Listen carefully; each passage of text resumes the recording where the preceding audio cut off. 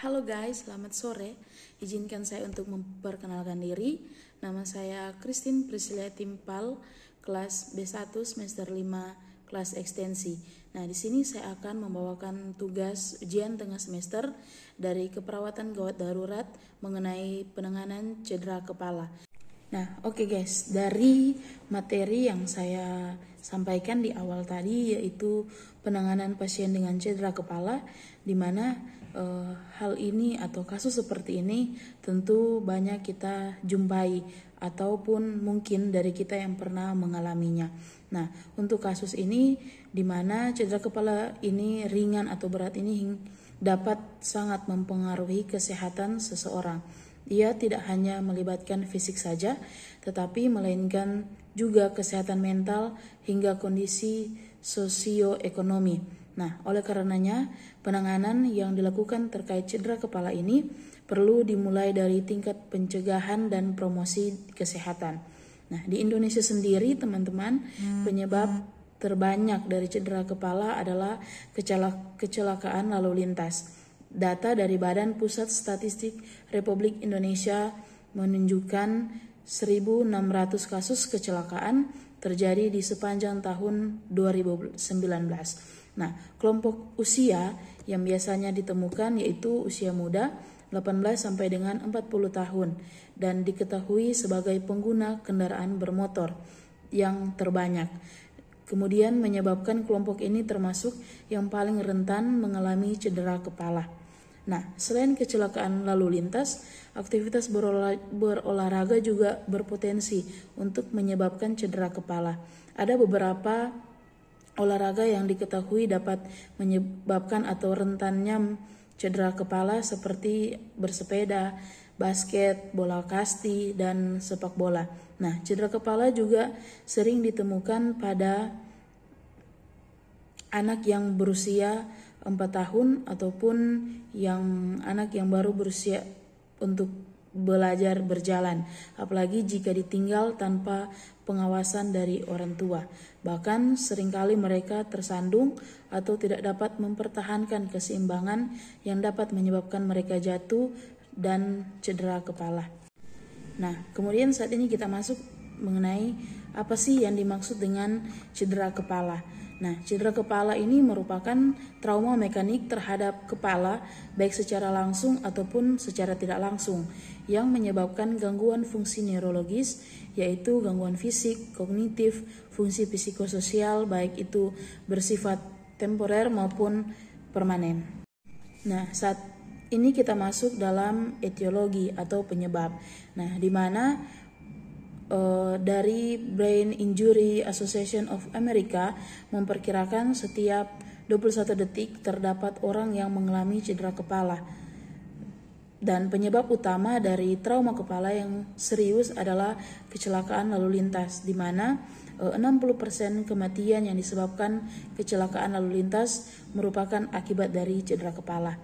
Nah, namun di sini ada penyebab lain dari trauma kepala, yaitu kecelakaan industri, kecelakaan olahraga, kecelakaan karena terkena tembakan dan bom, kemudian ada kecelakaan karena kejatuhan benda tumpul, dan kecelakaan karena terjatuh maupun membentur benda yang keras. Nah, dalam kasus cedera kepala ini terdapat 3 atau beratnya cedera kepala, yaitu ada cedera kepala ringan, sedang, bahkan berat. Nah, untuk cedera kepala ringan yaitu GCS 13 sampai dengan 15 dapat terjadi kehilangan kesadaran ataupun pingsan kurang dari 30 menit atau mengalami amnesia retrograde. Nah, tidak ada fraktur tengkorak, tidak ada kontusio cerebral maupun hematoma. Kemudian untuk cedera kepala sedang atau CKS ini GCS-nya 9 sampai 15. Kemudian kehilangan kesadaran atau amnesia retrograde lebih dari 30 menit tetapi kurang dari 24 jam dan dapat mengalami fraktur tulang. Kemudian yang ketiga yaitu cedera kepala berat atau CKB.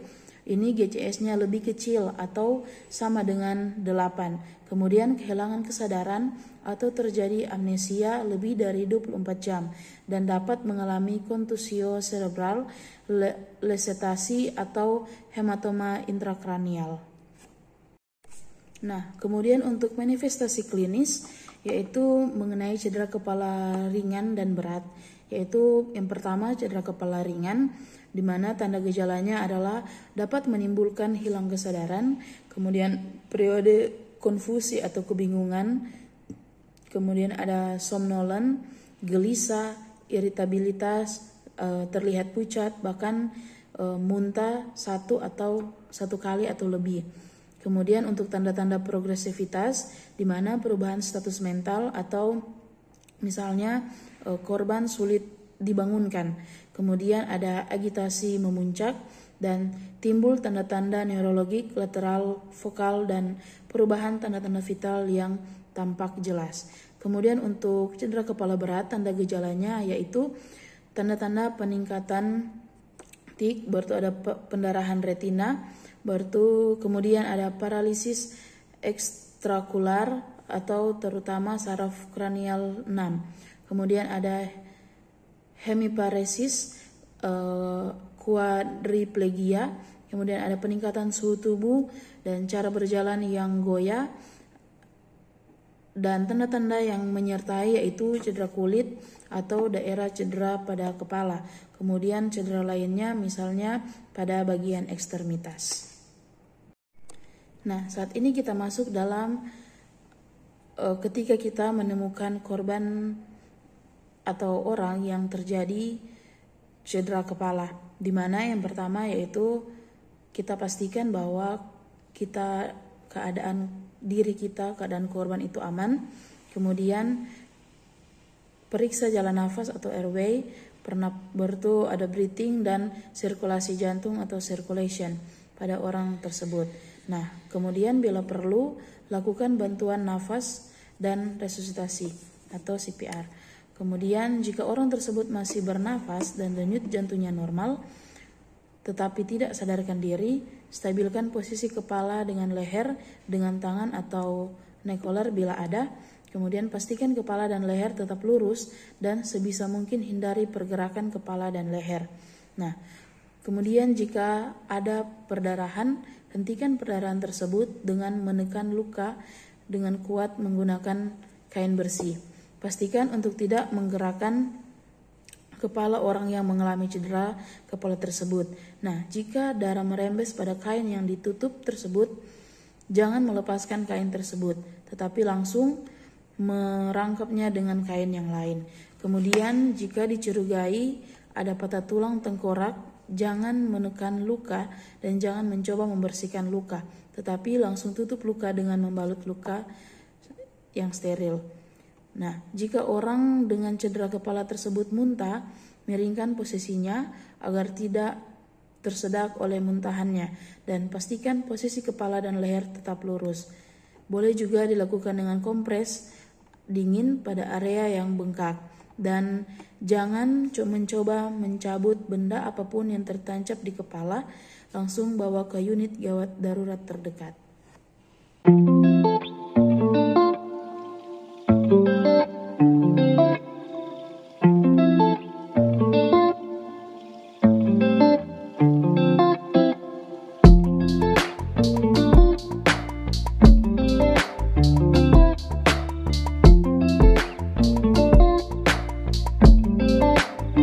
Sekian dan terima kasih.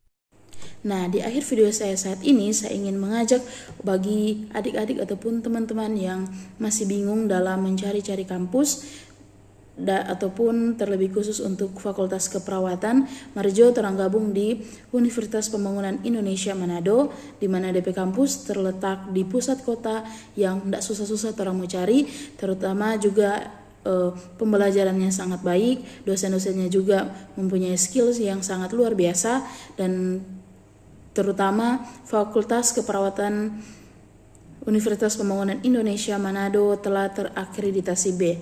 Jadi tidak perlu torang ragukan lagi, mari jo torang gabung di Fakultas Keperawatan Universitas Pembangunan Indonesia Manado. Cium.